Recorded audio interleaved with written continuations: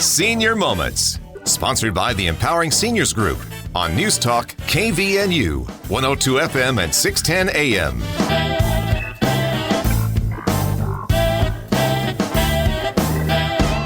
Good morning, everyone, and welcome to the Senior Moments Show. My name is Bryce Patton, and I'm here with my co-host, Sid Roeder. Sid, how are you?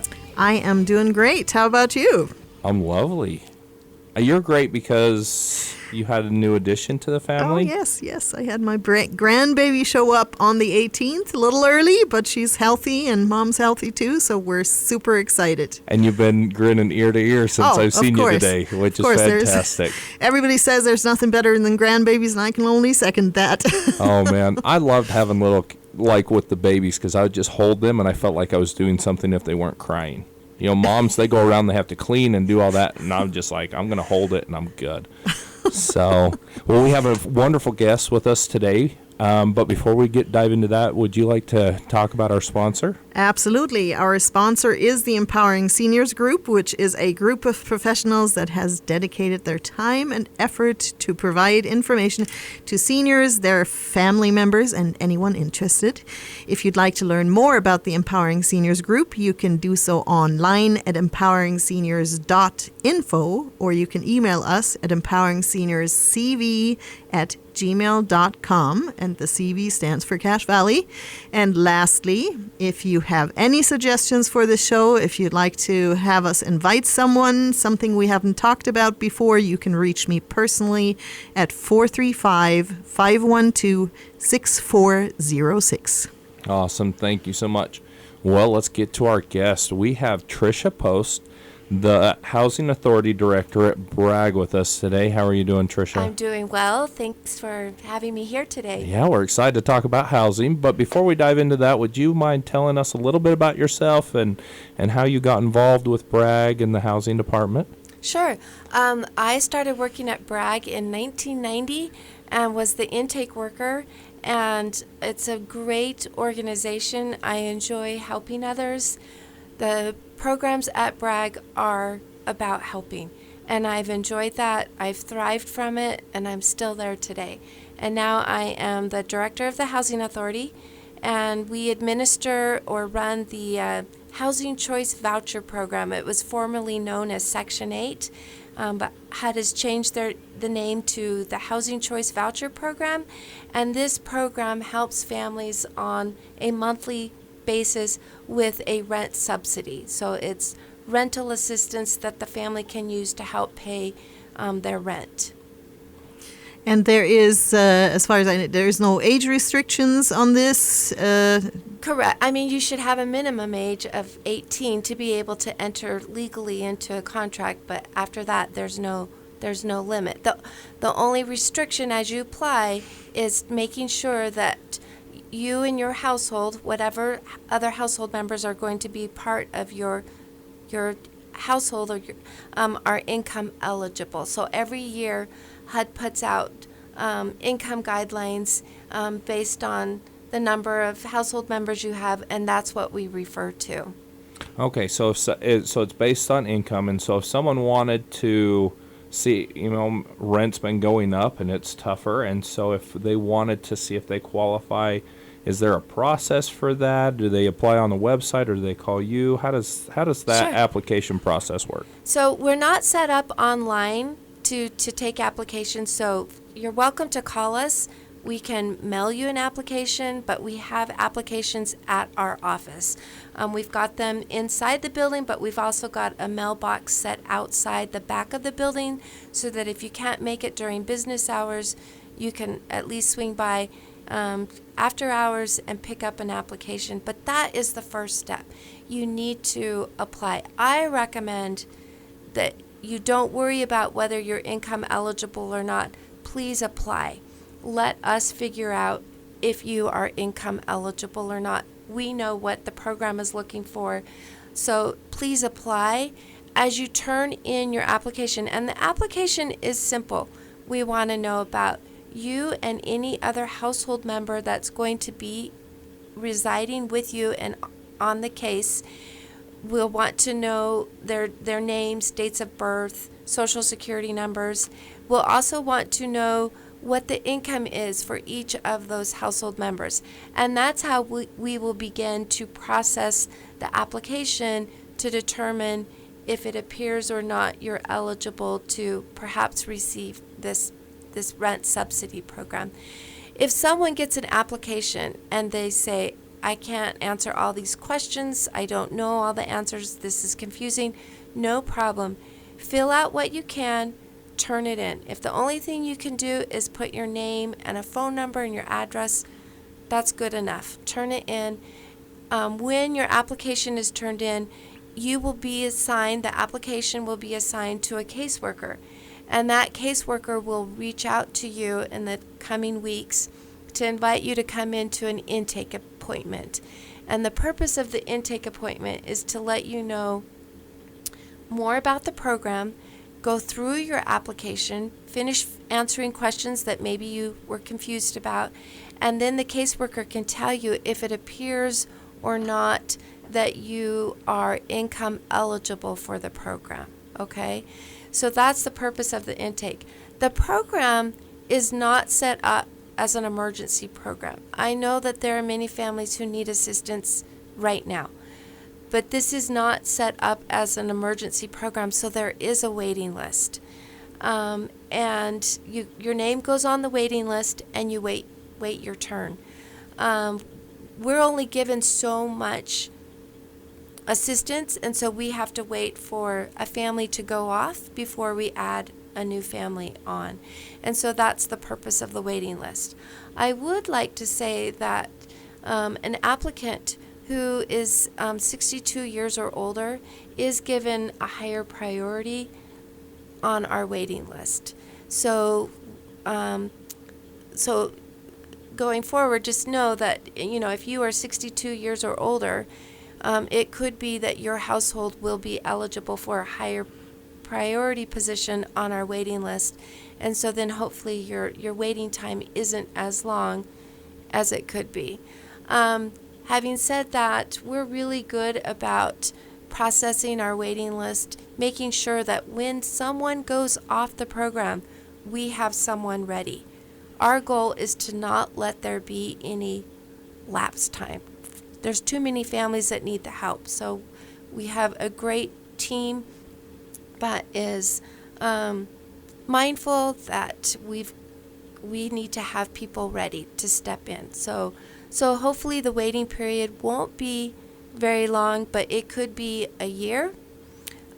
Keep in mind, in some areas of the country, people could wait many years. So hopefully when you hear me say that it could be up to a year, you'll take that and say, okay, I can do that, because in other areas they're waiting many, many more years as their name comes to get to the top of the waiting list. I've got one quick question before we get into our first break, and that is, so this wait list, does that have something to do with the amount of people that are trying to get into your program, or also the lack of housing or the lack of funding? The waiting list is specifically for those that are wanting to get onto the program, that want to qualify for rent subsidy to help them pay their rent.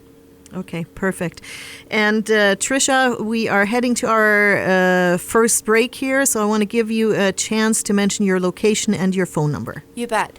It's the Bragg office, Bear River Association of Governments, 170 North Main, Logan, and the main phone number is 435-752-7242. Thank you, Tricia. This is the Senior Moments Show. We are heading out for a break, and make sure, if this is interesting to you, that you have a pen and paper when we mention the phone number and the address again. We're going to take a short break. Stay tuned. We'll be right back.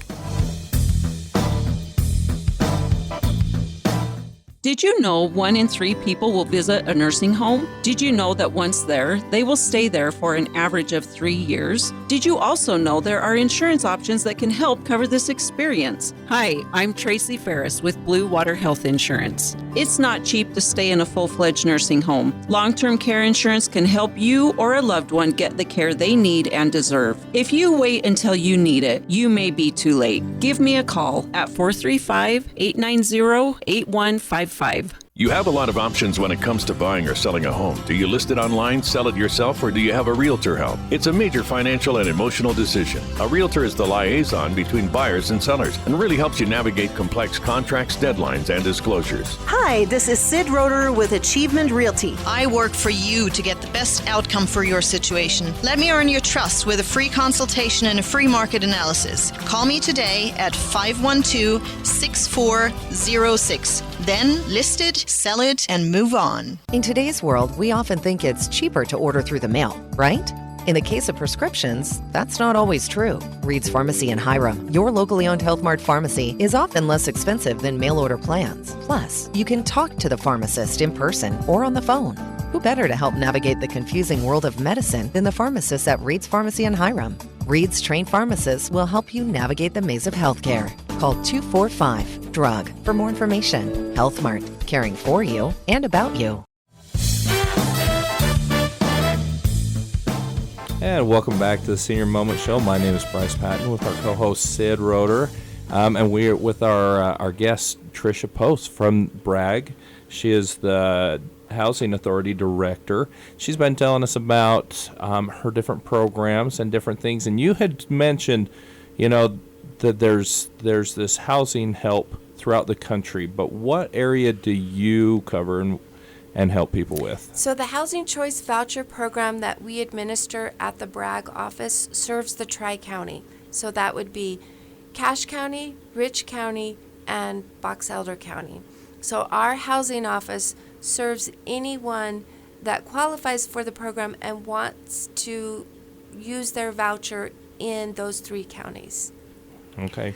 So you've been extremely encouraging for people to put in an application and not think so much about income restrictions. But I just know that I myself, that would bother me a little bit. Can you give maybe just some rough guideline what the regulation is on maybe a single individual or a couple that is looking for housing to kind of have a rough idea? Sure. So for a single person household in Cache County, the most amount of money that they could earn in order to income qualify would be $33,550. In Box Elder, a one-person family, the income limit would be $32,350, and Rich County is $32,100. So they're all within a couple of bucks, if you will, but that's the price range. But we don't look at what they may have earned last year. We're looking at what are they currently receiving. So maybe last year you were working, but now you've retired and you're just living off of Social Security. We're going to take what you're currently receiving as your income and project that to determine if you income qualify based on the annual amounts that HUD has set. Okay. Now, we've been talking about housing. Now, with this, are these apartments that you guys have, or is it just they need to go find it? What does that look like? That's a great question. The Housing Choice Voucher Program does not own any housing. All we have to offer is a rent subsidy, a financial assistance to help the family pay their rent. So the family is responsible to find a unit as they qualify and receive our official offer of assistance through the voucher program. They are responsible to decide where do they want to use that voucher. They find the place, a landlord who will rent to them and work with the program. And so again, we do not own any housing. We can make suggestions about places that would be in the community that have worked with us, but that family would make the approach to the landlord to see if they have anything available, and if it can work, that they'll receive the voucher. We have good landlords in our community for the most part, and they have accepted the voucher and been very, very supportive of it. The program can't work unless we have landlords who are willing to work and rent to our families that receive this voucher.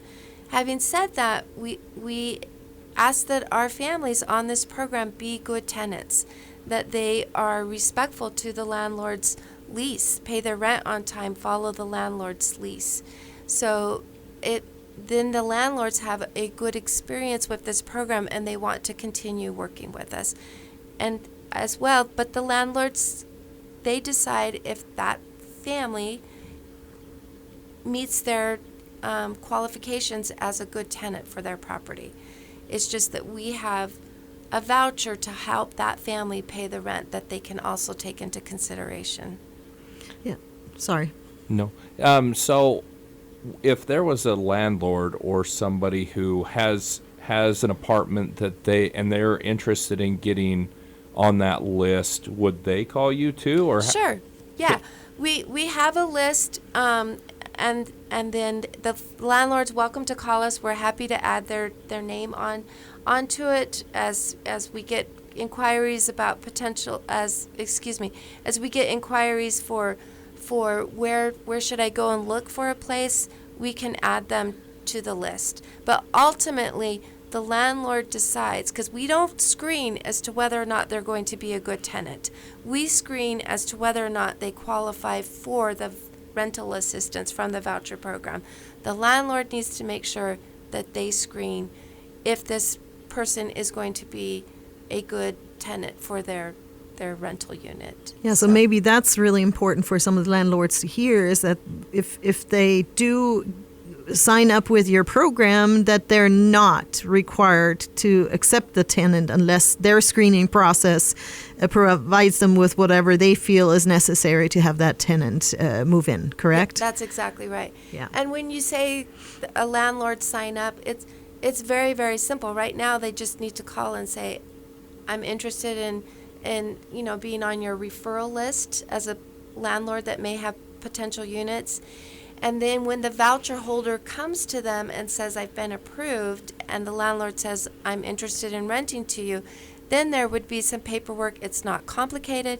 We're going to want to know, where do you want your payment sent to? Because as we help a family pay their rent, we send our assistance directly to the landlord in a form of a check or direct deposit, and then there will be a contract with the landlord's lease.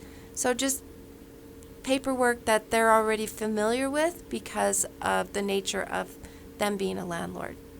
Yeah. Now, is this, when they sign a contract or something, is there a certain time that they usually sign up for? Or 6 months, or is it a year contract, a 2-year contract? You bet. Again, it's the landlord's lease, and the contract would be between the housing authority and the landlord about this voucher holder, their tenant.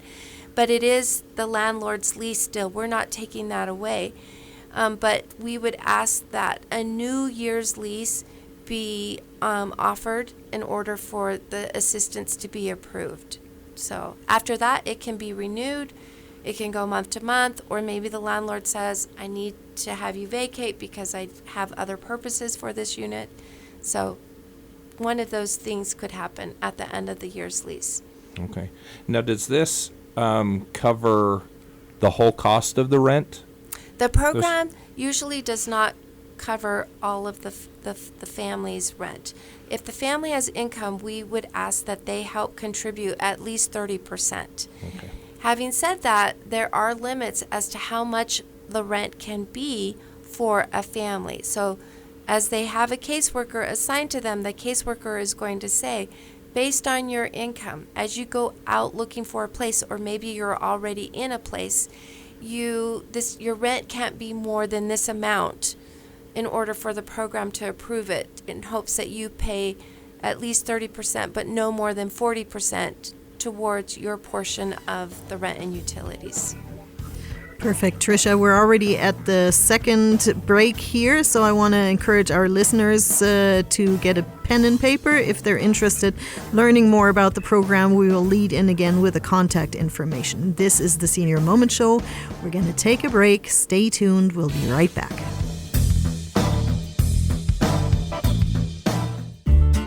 Hi, this is Bruce with Comfort Care. One of the ways we help loved ones stay in their home is by assisting with daily tasks. These may include bathing, meal preparation, medication reminders, and housekeeping. We even help with shopping, transportation, and errands. Most of all, we offer a trusted level of care. Let us help you live your best life possible with Comfort Care. This is Bruce, and you can call me at 754-7676. Comfort Care, 754-7676.